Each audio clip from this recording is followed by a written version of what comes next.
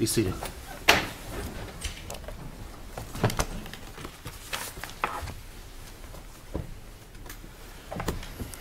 Now is the time set for oral argument in cause number CR1 M.J. Hill versus James P. Bowman. Is that Bowman or Bauman? Bowman. Bowman, thank you. James P. Bowman and Pamela L. Bowman. For your information, these proceedings are being both audio and video recorded, so barring any unforeseen problems, you can critique yourself on YouTube in a couple of weeks. Counsel, each side will be entitled to 20 minutes, and we would ask that you respect that time period. The timer located on the podium will let you know how much time you have left. And appellant, if you wish to reserve any portion of your 20 minutes for rebuttal, please let us know so we can avoid taking up all of your time, recognizing that is your wish. However, ultimately, your reserving of rebuttal time will be up to you. We've reviewed the briefs. We've conferenced the case, so we are well aware of the facts and issues attendant to this argument. And both of you might want to keep that in mind in regard to how you address your time before the court this morning. Counsel, when you come to the podium, I'm going to ask that both of you, that each of you state your name and who you represent. And with that, you can begin.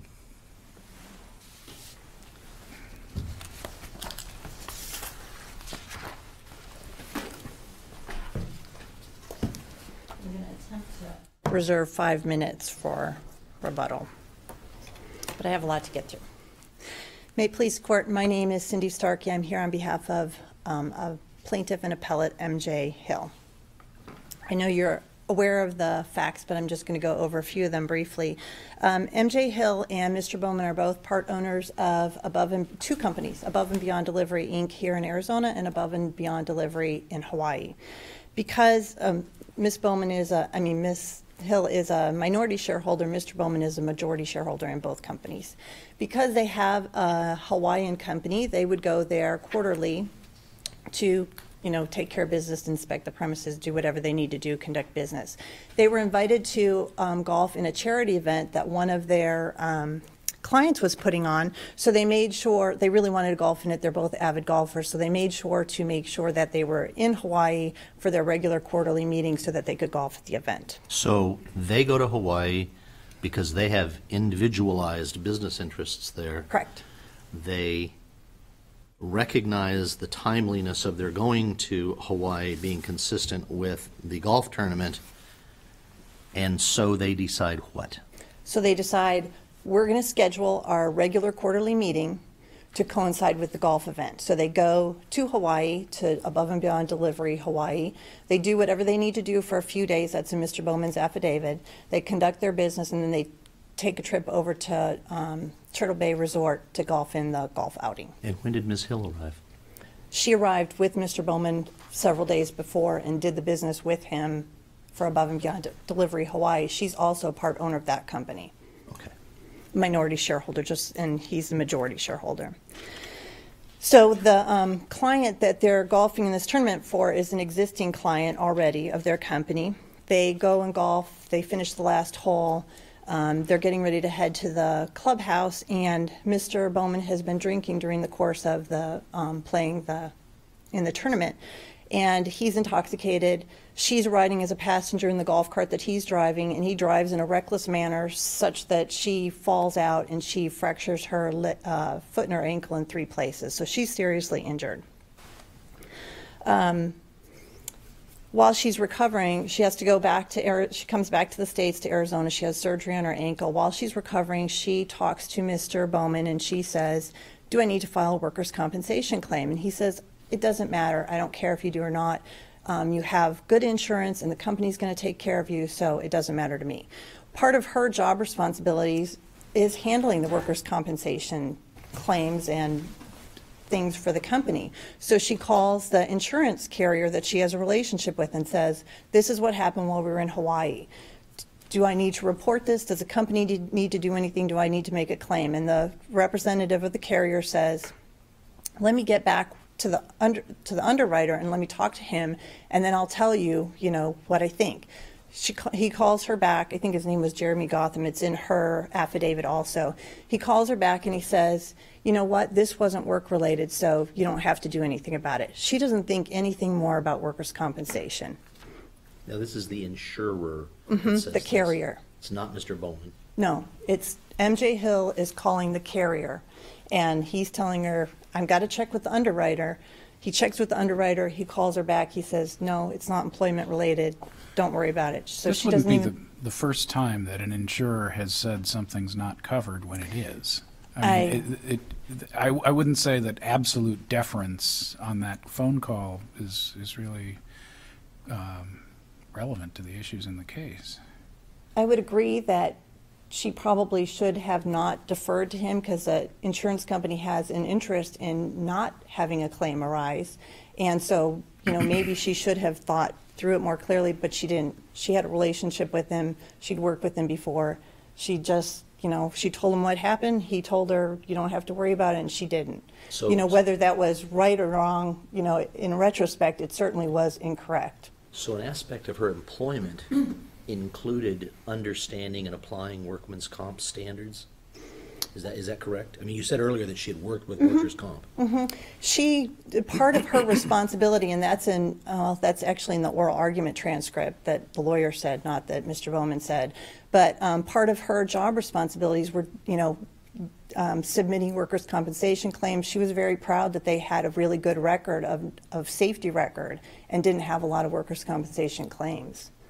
So that was part of her job. So she would have known things like what qualified as a workers' compensation claim, what needed to be filed to protect your workers' comp rights and things like that? I don't know if it went to that extent. I know that she was the person who handled it. I didn't get into that depth of a conversation with her about what her responsibilities were, but she was the person who, you know, under the statute, you have a responsibility as an employer to report an injury that might have workers' compensation implications, and she was that person who was responsible for doing that. It's one of the reasons why she picked up the phone and did it. She also had a personal interest because she was the injured person. Thank you. So she calls him. He says, whatever she thought, though, shouldn't we get to the issue of whether she was within the course and scope of employment as a matter of law? Yes. I mean, this is an objective test, right? Yes, it's objective. And, well, you want me to jump out of the facts and into the legal argument? I think we're fairly well acquainted with the facts. The trial court made two mistakes. First of all, under 23-1021, there's a two-prong test that you have to pass to have workers' compensation. And if you don't have workers' compensation, you don't have exclusivity, and the trial court has subject matter jurisdiction. The trial court didn't even address the first prong. And then she made the second mistake that she made, which is reversible error also, is that she did not analyze the second prong correctly.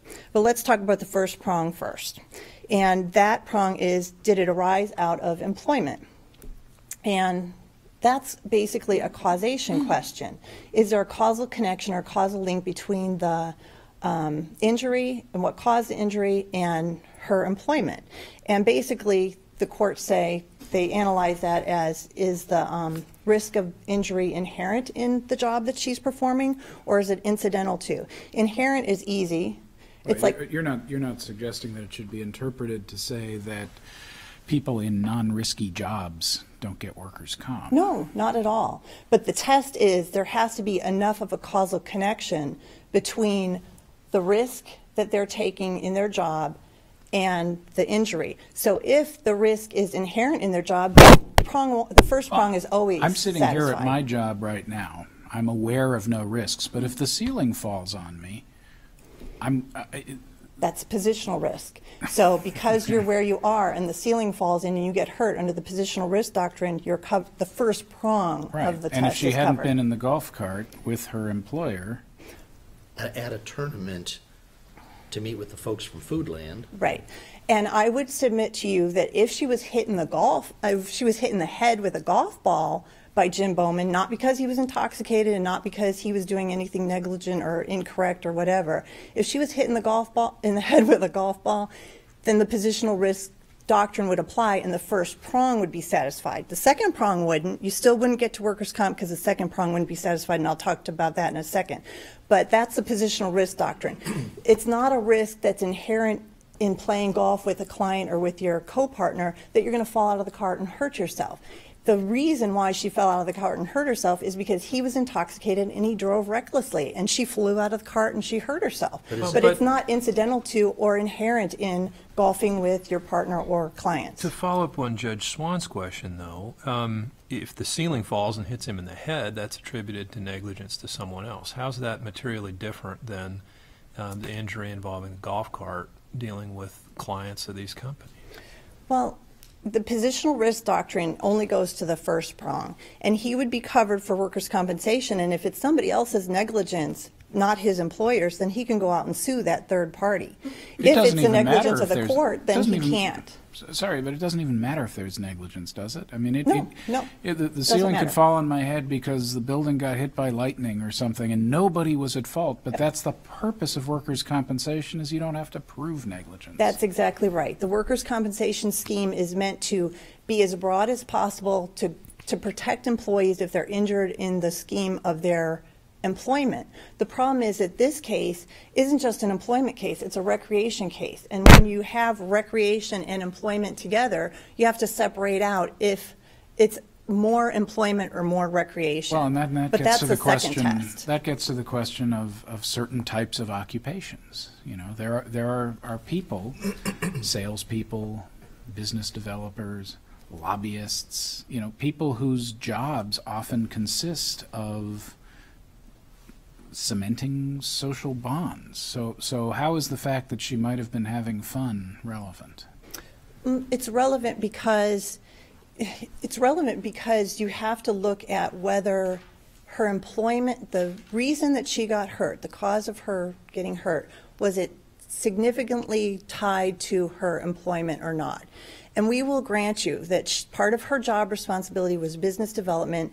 That required her sometimes to go out on the golf course and schmooze with clients and golf with them. She was an avid golfer. She liked that. That was a great part of her job. Okay, so being in Hawaii at the golf course with the Foodland people, with Bowman there, in a golf cart, all of that stuff was part of her job.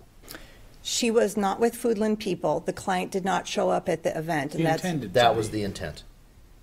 I mean, they went there because Foodland was putting this on as a benefit, right? Right. They went there for a charity event. Okay. But the primary reason why they were there, they could have just written a check to the client and said, hey, we love your charity. Here's the check. But they love to golf. So they went. Wouldn't have done the business thing. If you So read, doesn't that reinforce the notion that it's the business that caused her to be there? well, if you read MJ's affidavit, she says there was no business conducted, the client wasn't there, and there was no business meeting or anything. They didn't do business on the golf course. But that's why they went. I disagree, respectfully. They went because they wanted to golf. They wanted to contribute to the charity. It was a 4-day event. They only went to the golf outing. If they really wanted to, schmooze the client and meet with the client, then they would have gone to the other events, and they didn't. So if that weekend Budweiser had been having a tournament in San Diego, that would have been equally appropriate for their purposes, which was simply to go somewhere else and play golf. And give to charity. I think the fact that it was helping a client made it, more attractive. But they did often golf for personal reasons as well as business reasons together.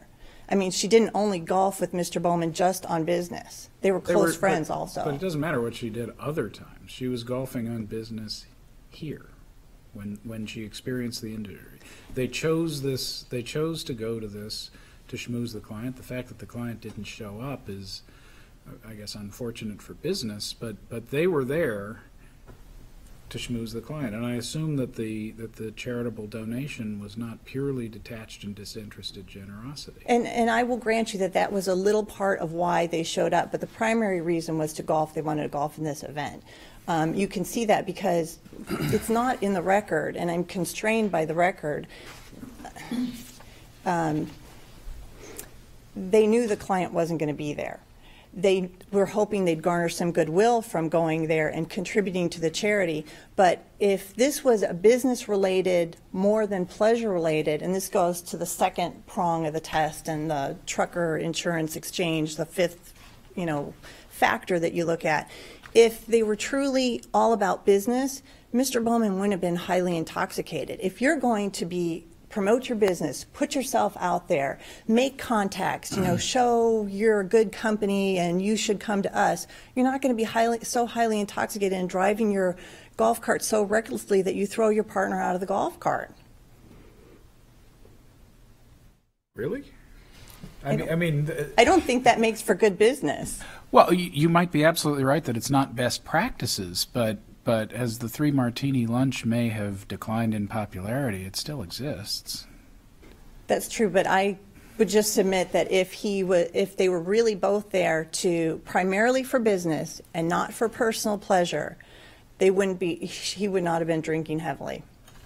Aren't a lot of business relationships cemented at bars? I agree, they are, but people not are drinking heavily? I don't know if heavily. I think maybe we can't decide the case okay. based on how heavily someone was drinking, can okay. we? Well, I would submit that they were there for as much for personal reasons because they wanted to golf at this great golf resort as because they wanted to develop business. They didn't do any business on the golf course. They didn't have any client meetings. The client wasn't even there. If they wanted to get FaceTime with the client, they'd have gone to the other events. They didn't go to the other events. The only thing they wanted to do was golf because they love to golf and they golf a lot for their. But that's the second prong. You don't even get to there if there's not enough of a relationship under the first prong to make it to have the causal relationship linked to the employment. And although she is on the golf course because of some kind of business concern, because they're there for the client, the reason she fell out of the golf cart was because he was intoxicated and he drove recklessly, and that's not an inherent risk of golfing with your clients, and it's not an incidental risk to golfing with your client. Getting hit in the head with a golf ball would be, but because it's not, you don't even satisfy the first prong, which the trial court never even addressed. What if they had just gone to lunch in Phoenix and were driving back to the office talking about work and he was driving negligently? Is there any difference in the inherent risk? They weren't talking about work on the golf course. Oh. They were. Okay, let's assume that they weren't talking about work in my hypothetical. You're just going back and forth from one office to another, and somebody drives negligently. It's true that that's not we don't think of that as a major risk of a sales job, but it is a risk. That I would agree, and salespeople are on the road, so that is incidental to her employment because she's going to be driving around making calls. So I think then the first prong is satisfied because you have a risk getting in a car accident that's inherent in or incidental to her employment. But falling out of a golf cart because he's drinking and driving recklessly, you guys probably have golfed many times. I've golfed many times. I've never fallen out of the golf cart. I'm sorry.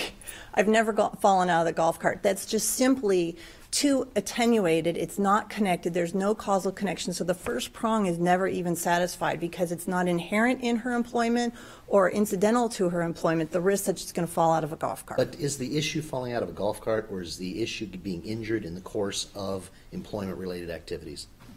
The court in McCampbell says, let me find my... That'd be a golf cart? No. Okay. It defines what they mean by arising out of employment, which is just the first prong. And what that court says, it's a Supreme Court case, says the cause of the accident must be inherent in the employment or incidental to it.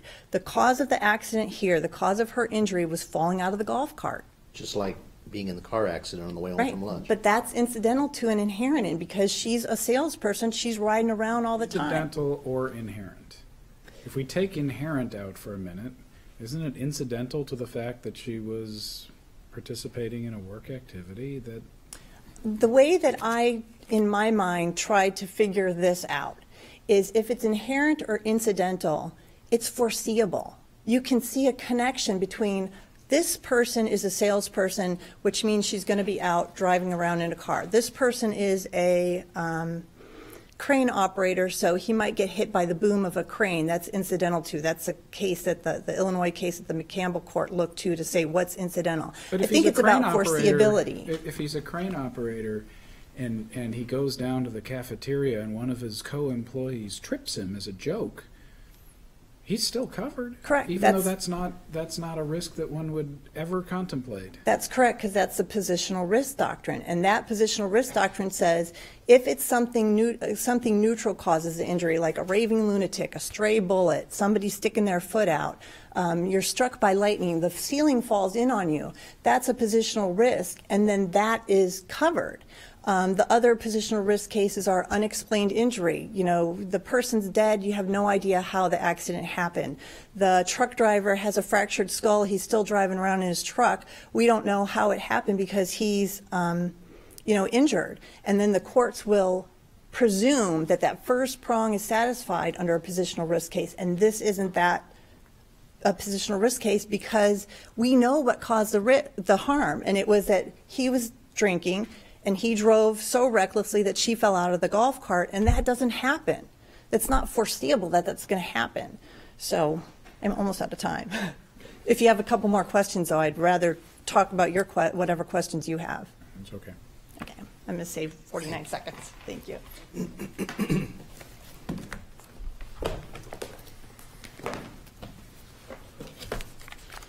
Good morning. I'm Lori Vopel, counsel for the appellee, Mr. and Mrs. Bowman.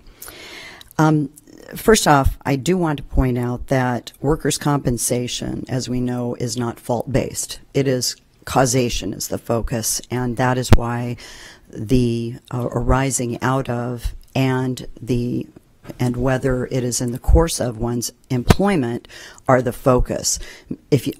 All of these cases that are cited, including cases where it is determined that workers' compensation is available and does apply to that situation because it was arising out of, many of them presumably involve negligence, including, I know that one of the cases, for example, is the Librand case, where it looks like they were at an employer-sponsored golf event, golf weekend. They ended up drinking and playing cards afterwards and then drove home.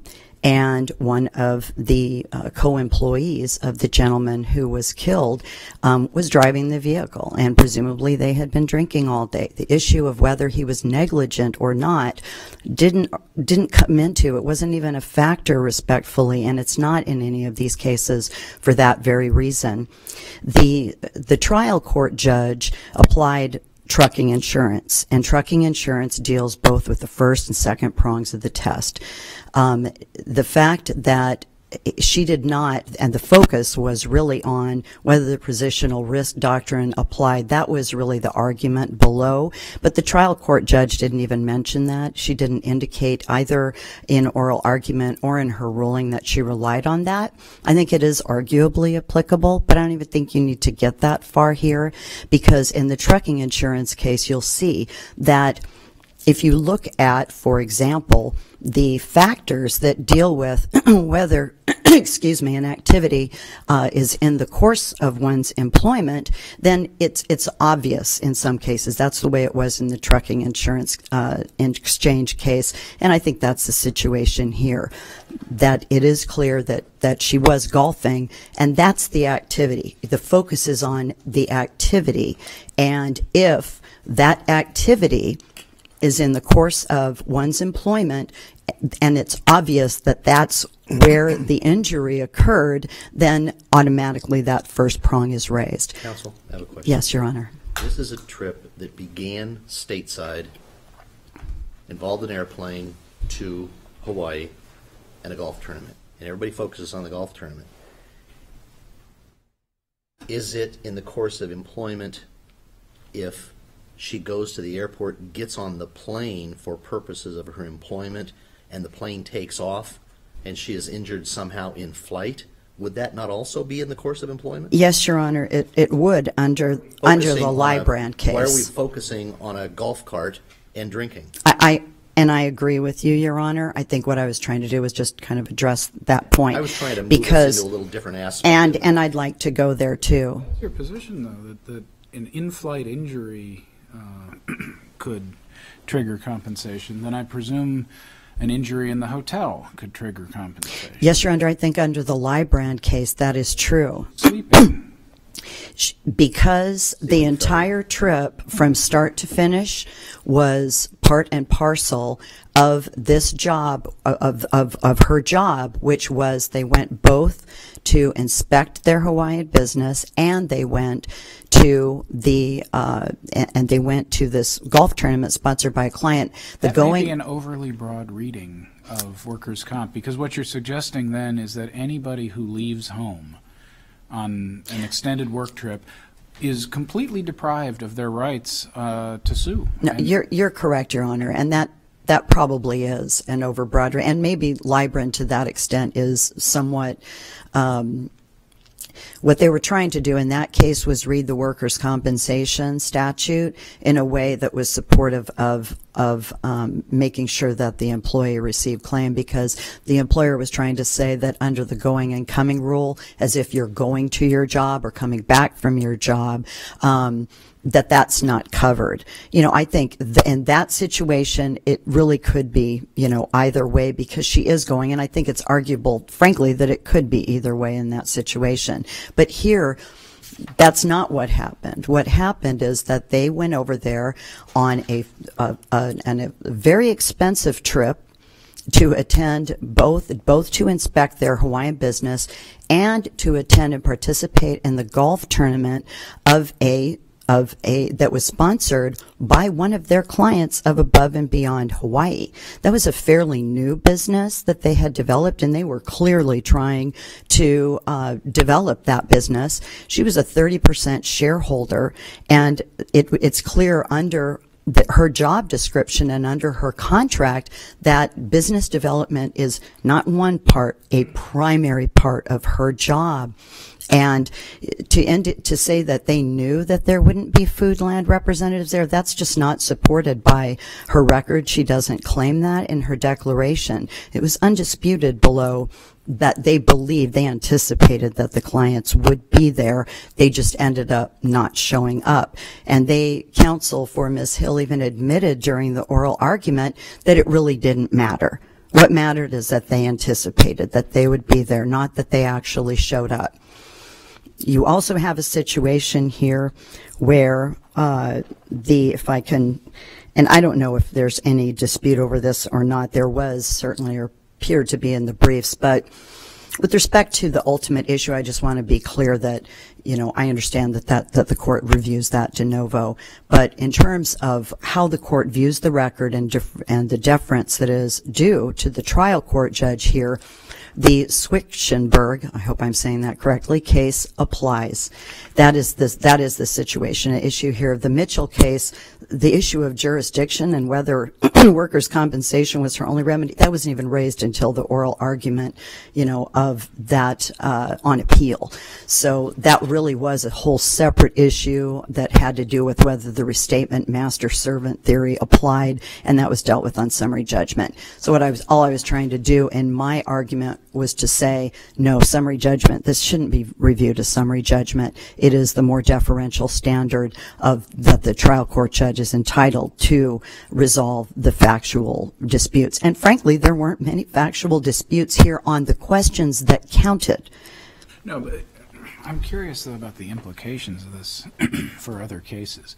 If business development is part of your job, and for many people it is, including most lawyers in private practice, and any time you merely intend to develop business, you're covered by workers' comp. Doesn't that not extend the act a little bit more broadly than intended? Your Honor, because that would mean every lawyer who's out just in town having dinner with their family but might see somebody that they could develop could be argued to be at work. And I think if that were the only factor that were present here, Your Honor, that might be the case. But that's not. You have a fully expense-paid trip to Hawaii that Mr. Bowman and Ms. Hill took, both to inspect their business that they were part owners in, and to attend a golf tournament that was sponsored by a client at which they both anticipated and certainly reasonably anticipated,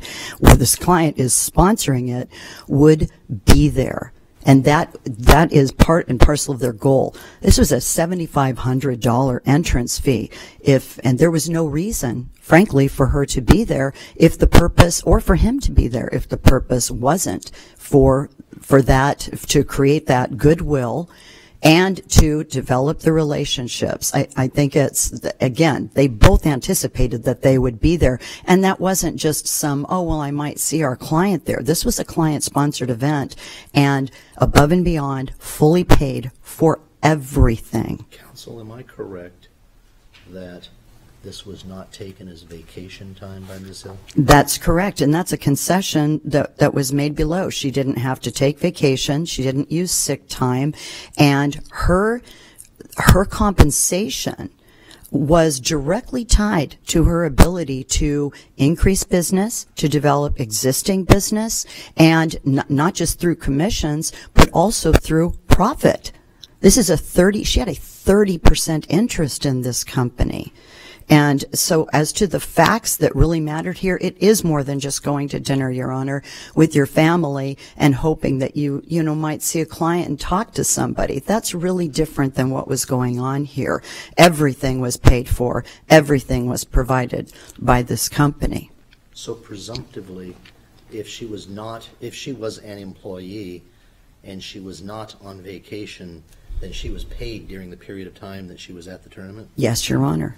Thank you. Yes, Your Honor. And is that an accurate description of her employment arrangement? As a 30% shareholder, did she have or care about sick time and vacation time, or was she pretty much on her own? Your Honor, that issue isn't in the record. All they said is she didn't take it, and the bottom line is, I understand. Yeah. I'm just wondering if we should even consider that fact.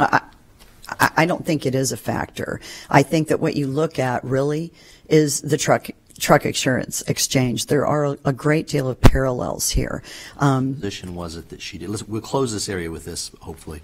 Whose position was it that she did not take vacation time? Her position, Thank you. Your Honor. That wasn't a factor really that we pointed to. Our position was this is a primary part of her business. They went over there and jointly both went to inspect the business and went to the golf tournament that was sponsored by one of the clients of that Hawaii business. They were there for business development purposes.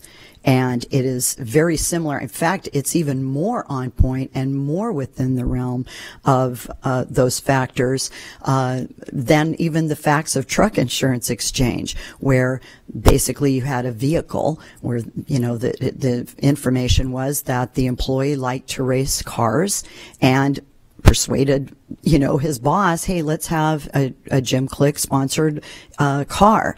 And he would go and race. And he raced. And he was a salesman, a car salesman.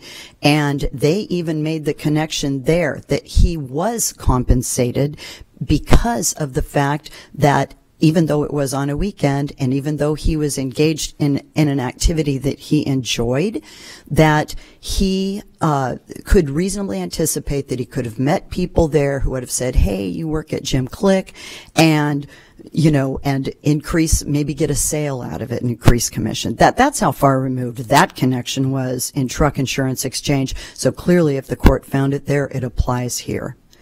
Well, could I ask you to address kind of the Inman v. Crane Rental Services, kind of the whipsaw argument and the language in that decision that suggests you can't have a situation where a claimant would have neither a private cause of action nor a workers' compensation claim? Yes, Your Honor. That has to do with, if you look closely at the Inman and Young cases, those have to do with whether the person the plaintiff who was injured and bringing the suit was, or even beyond that, there was a connection between the person who was suing and the employer. Okay, and whether and which employer that was. It had to do with, for example, in Inman, I'll just give one example there.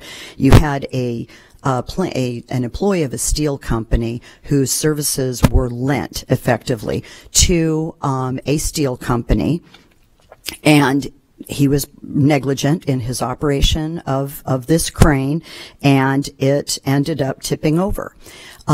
They sued the plaintiffs, who were employees of the steel company, sued the crane operator, and under a theory of vicarious liability, the crane company. Okay.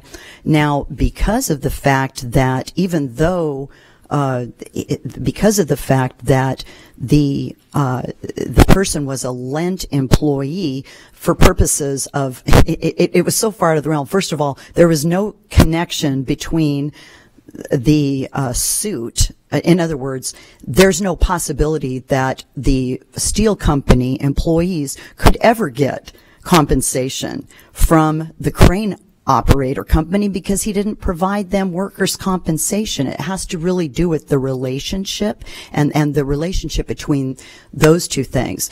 And the fact that what they were trying to argue was, well, because he was a lent employee, the steel company was the special employer of the crane operator, and so it would be, they provided workers' comp for them, and so he was really a co-employee, of the plaintiffs for purposes of workers' comp, and that he shouldn't have been able to sue the crane operator or the crane company. There's no relationship there because the crane company in no way, shape, or form did or would ever, under this scenario, provide workers' compensation coverage to the injured steel company employee.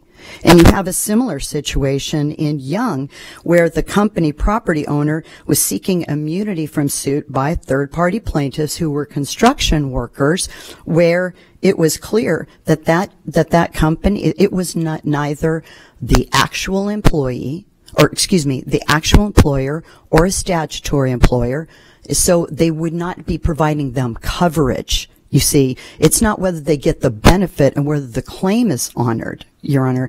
It has to do with whether there is an obligation to and for the employer to provide workers' compensation coverage. Here, there's no dispute. She was an employee of Above and Beyond, and he provided workers' compensation coverage. That's why they had a carrier. It's a completely different situation. It doesn't say, well, if I think that my benefits are going to be denied under workers' comp, I get to sue my employer. That's just not how it works. And it particularly doesn't work here, and it certainly cannot excuse the fact that she didn't file a formal claim. I think it's unfortunate that conversation occurred, but even before she even received the letter, she had filed suit against her employer. And if you look at the facts that are in her declaration, even though she doesn't dispute and didn't dispute and couldn't dispute that customer development, client development, business development was part and parcel of her job, she doesn't even really focus on any of that in her declaration. So who knows what she told or what facts she focused on in her conversation, with this employee, of the workers' comp company. She really was required to file a claim to avail herself of that, and the trial court was well within its discretion and did not commit any legal error in determining here that it lacked subject matter jurisdiction because this participating in this golf tournament arose out of and occurred in the course of her employment. Unless there are any questions, I'll sit down. Thank you. Your Honor, thank you. I'm going to have to talk fast. First, the truck insurance exchange case, it doesn't deal with both prongs of the test. It deals with the second prong, and it says we're going to presume on page 160, we're going to presume the first prong is satisfied if the second prong is met, and that's the positional risk case. That's the positional risk doctrine. That's what happens. That case predated Circle K case. Libren is different because Libren, the guy who went to the golf event, was compelled to golf, He had to golf. He didn't have a choice. MJ says she had a choice. She wanted to golf. Also, the company totally paid for that trip. I know they say they paid for the trip, but they went out there for a business, and the client is actually the one who did the instrumentalities to get them on the golf course, to give them liquor, to give them food, to give them everything. And the last thing I want to say is I think the trial court made a wrong decision because it looked through the wrong lens. Workers' comp is supposed to be broad when you're trying to give an employee benefits, and it's narrow and strictly construed if you're trying to take away employees' common law rights. And I'm sorry I went over the time. Thank you, Your Honors. That's all right. Counsel, thank you for your argument. It has been enlightening in a number of different ways. We will take this matter under advisement at this time, and we will be issuing a decision in due course. So thank you very much.